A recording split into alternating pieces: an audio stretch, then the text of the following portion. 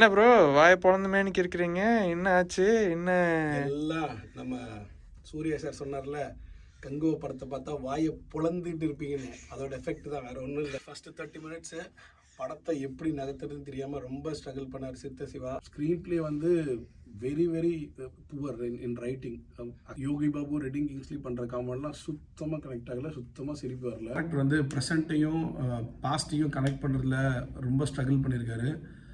அதே மாதிரி இந்த ரீபர்த் கான்செப்ட், நிலாவை காமிக்கிறாங்க, நிலா தான் எல்லாத்தையும் பார்த்துட்ருக்கு அப்படின்னு சொல்கிறாங்க. பட் ஆனால் வந்து இது எதுவுமே புரியலை. ஆக்சுவலாக கிளம்ஸியாக இருக்குது, கனெக்ட் ஆகலை. எனக்கு தெரிஞ்ச சூர்யா சார் திருப்பி சிங்கம் சீரீஸை தூசி தட்டி எடுக்க வேண்டிய நேரம் வந்துடுச்சு.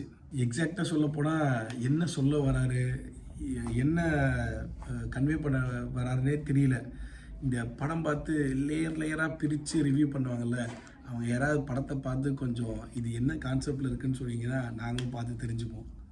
படத்தில் அடிக்கடி சூர்யா சார் வந்து ஒரு டைலாக் சொல்கிறாரு, உன் ரத்தமும் என் ரத்தமும் வெவ்வேறா அப்படின்னு கேட்குறாரு. இதை கேட்கும் போதெல்லாம் நம்ம மைண்ட் என்னவோ ஒய் பிளட் சேம் பிளட்ன்ற வடிவேல் டைலாக் தான் ஞாபகம் வருது. சிவா அண்ட் டீம் பார்த்தீங்கன்னா நம்ம அஜித்குமார் நடித்த விவேகம் படத்தில் ஒரு ட்ரீ வச்சு ஃபைட் பண்ணுவார். அந்த ட்ரீயை அப்படியே பத்திரமா ப்ரிசர்வ் பண்ணி வச்சு இந்த படத்தில் யூஸ் பண்ணியிருக்காரு. ஒரு ட்ரீ ஃபைட் சீனை வந்து ரீக்ரியேட் பண்ணியிருக்காரு.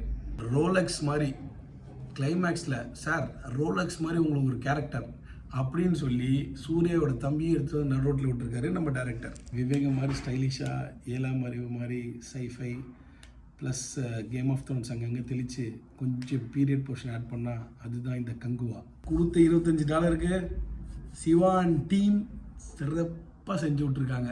இதோட ரிவ்யூ முடிச்சுக்கலாம். அடுத்த FTFSல மீட் பண்ணலாம். பை.